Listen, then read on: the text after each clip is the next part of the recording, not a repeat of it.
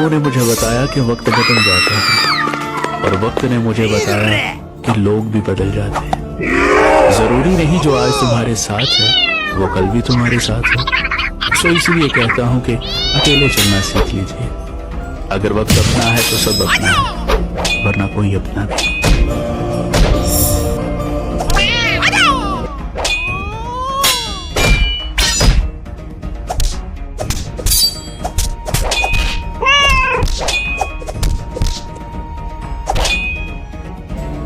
कि लोगों ने मुझे बताया कि वक्त बदल जाता है और वक्त ने मुझे बताया कि लोग भी बदल जाते हैं। जरूरी नहीं जो आज तुम्हारे साथ है वो कल भी तुम्हारे साथ हो।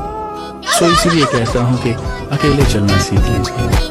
अगर वक्त अपना है तो सब अपना है, वरना कोई अपना नहीं।